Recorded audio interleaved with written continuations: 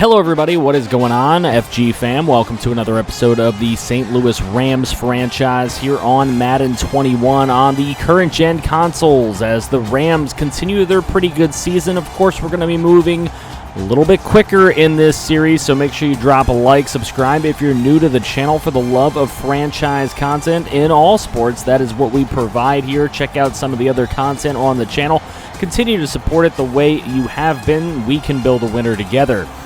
These Rams coming off of a wild episode last episode. Now we are going into 4-game series. Again, we are getting to the end of the season. We will find out today if the Rams are playoff bound. They are 8-4 in the lead of the wild card right now. It would take a monumental collapse, but they are facing the Atlanta Falcons to start this one off. And there goes Julio Jones on a slant route. He gets it deeper into Rams territory. Potential field goal range here would be a 50-yarder from there. We'll see what the Falcons have in store. Unfortunately for them, a holding call brings them to 3rd and 20. There's a big catch at the 30-yard line that would allow them to try a field goal. They would make said field goal 3-0. Here's Murray, and he gets it away to Higbee for the first down up the middle of the football field. And the Rams looking to get deep into Atlanta Falcon territory. Here they go. Here's Cam Akers on a 1st and 10, and he plows his way into the end zone for the touchdown. Cam Akers gives the Rams the early lead in the 4th quarter, 7-3. Here's Scott Murray again. He's got a wide open Cooper Kupp, and this one goes for a bunch of yards, but unfortunately, dirty laundry. A flag on the field, and this one is coming back on a holding call against Connor Williams. Eventually, the Rams work their way back up the field anyways to the 6-yard line, but look at this. Cooper Kupp knocked on the ground. No flags. It is intercepted, and this is going to be taken all the way back to the other end of the field. Housed it. That is Kendall Sheffield who took it to the house. 96 yards. 13-7 Atlanta lead. Later on, Atlanta another opportunity to score here before the half. They get that away to Gurley, and that is going to go to the 2-yard line. Matt Ryan able to get his offense into a goal-to-go situation. 3rd and goal. Here's Ryan backing up, and he is sacked by Tack McKinley. Falcons would settle for the field goal and go up 16-7 with a minute and a half to play in the half. Here's Murray. At the end of the half, gets one away to Burley with 4 seconds to go in the half, and the Rams able to get a touchdown. That is going to bring it to a 2-point game at the half. Here we go into the 3rd quarter. Chance for the Rams to take a lead back, but hit as he threw was Murray, and it is intercepted by Kitchens, taken back to the 19. Falcons would get it there. They did nothing with it, so Rams with another opportunity. Here's Murray on the run, gets it away to Burley. What a throw. And Burley's excited about it, so is Murray.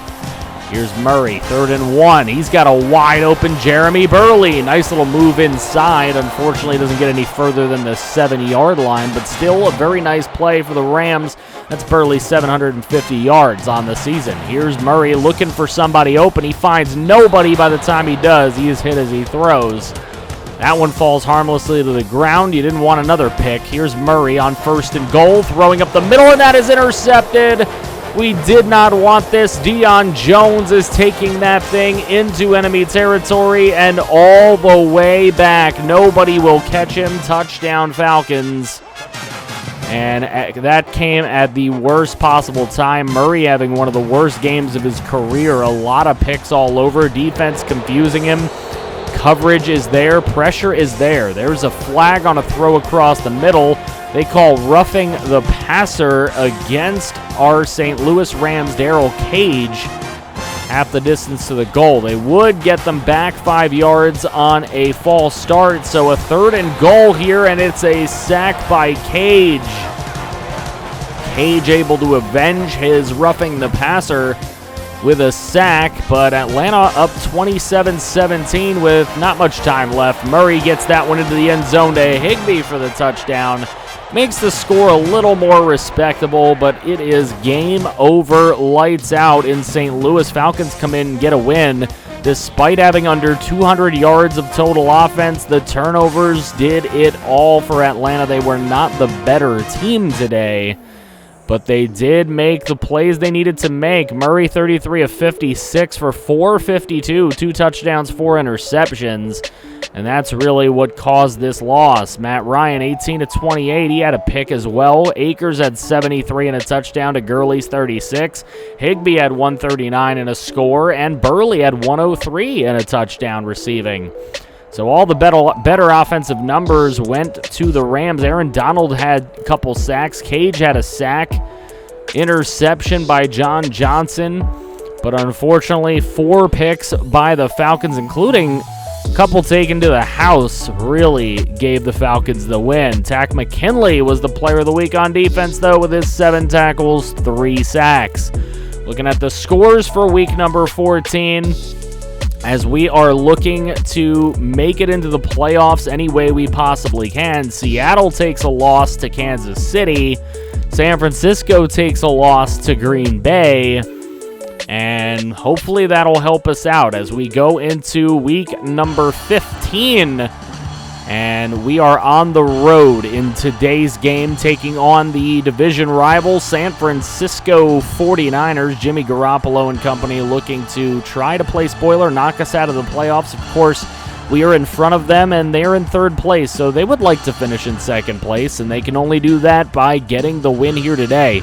After a scoreless first quarter, here we are to start the second, and Philip Lindsay, who all my homies hate, scores the opening touchdown, and it is 7-0. Later on, 10-0. Here is Scott Murray with an opportunity in the red zone for the Rams, and out of the reach of Larry Hall, who possibly could have taken that one into the end zone. So now on a 3rd and 10, here is Murray, and Murray across the middle. He finds Cooper Kupp for the touchdown. The Rams getting themselves back into this thing. Later on, they have a 23-13 lead as a defensive score helps them out. Here goes Cam Akers into the end zone with the touchdown run. Rams lead this thing by 17 points.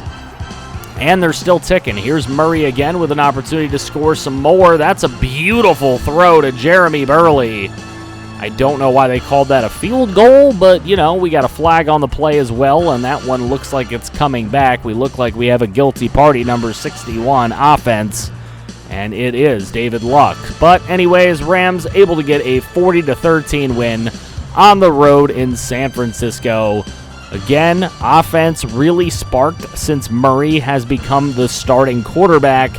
Turnovers possibly a little bit more, but Scott Murray, 16 of 32 for 219 and a touchdown. Garoppolo had 251, 218 yards, 3 touchdowns for Cam Akers, blowing away Philip Lindsay's production. Receiving game, not much to really call out. Cooper Kupp did get a touchdown, though. Donald and Peterson both with a couple sacks apiece. Leighton Vander Esch had one. Picks for Ramsey and Grugier Hill. Forced fumble and recovery for Ramsey and John Johnson. So the defense really played well today. Cam Akers gets Offensive Player of the Week with his 218 yards. 38 receiving yards also, so that puts him over 250 on the day.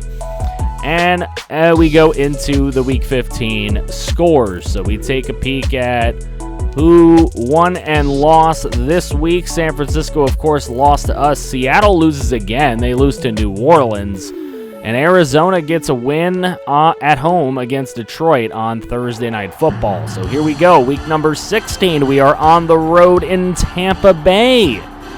Tampa Bay, as some like to say. We got them wearing the creamsicles. We are wearing our classic 70s uniforms. So, classic night here in Tampa Bay for a Sunday night football game. Wild card picture, a couple of 9-5 teams, but look at all those teams in the hunt at 8-6. So it is definitely possible for the Rams to lose their playoff positioning. Here we are late in the first quarter, opportunity to score the first points, and Vaughn not able to get into the end zone. Tampa Bay later on would score 2 touchdowns before Cam Akers gets into the end zone with 1, his 40th career rushing touchdown to cut the lead in half. Here's an opportunity in the fourth to tie it up. Michael Hart gets an opportunity, and he will score, taking advantage of the opportunity on the goal line to tie it up at 14. Later on, though, Tampa Bay and Brady on 3rd and goal, throwing to the end zone on the slant route. It is complete to, of course, none other than Mike Evans for the touchdown. 21-14, the lead for Tampa Bay. Here's Murray on a 4th and 7, gets it away to Hall. That is complete to the 48-yard line. Rams trying to get this game at least tied, push it into overtime if they can. 4th and 1, they face another 4th down. Here's the throw, and it is knocked away from Cooper Kupp. Excellent defense as Tampa Bay is able to run the clock all the way down. Final opportunity for the Rams. It's got to be a Burley punt return touchdown. And here is Burley, and he is brought down at the 8-yard line. It fails, and the Rams will go home empty-handed. Very much a passing game today, not much running for really either team. Rams led rushing with 61 yards. They also led in takeaways. They had 2 takeaways to the Bucs, 1 takeaway, but the Bucs defense just playing really well between the 20s. There was the pick from Scott Murray. He wasn't very solid today, 20 of 40, only 50%.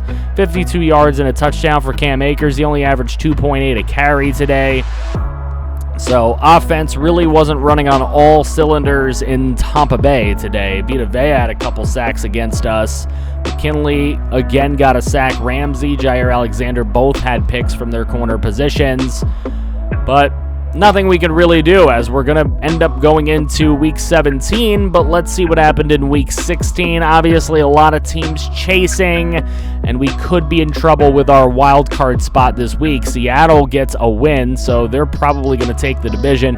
Arizona loses to San Francisco. That's what happens in the rest of the West. The Eagles won, so they were one of the teams chasing. We'll see what ends up happening as we go to Week 17. All we really got to do is win, and we're in. We will have 10 wins if we can get a win here today on the road against the Arizona Cardinals and Kyler Murray. We've got them wearing their 1990s uniforms. We, of course, are wearing our normal St. Louis aways.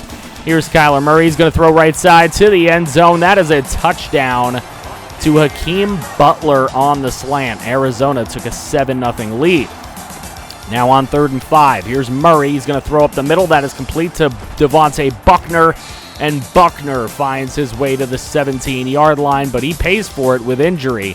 That drive would lead to a field goal. Here is Christian Kirk on a slant route, pushing his way into the end zone over the back of Leighton Vander Esch. Arizona led 28-3. Here's Cam Akers trying to draw us closer. 28-10 is the score.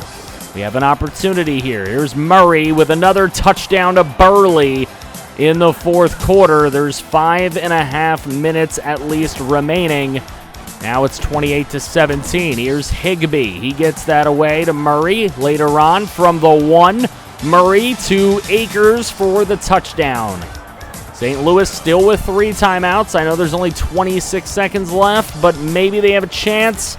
And unfortunately, the sim in the play the moments does not like us.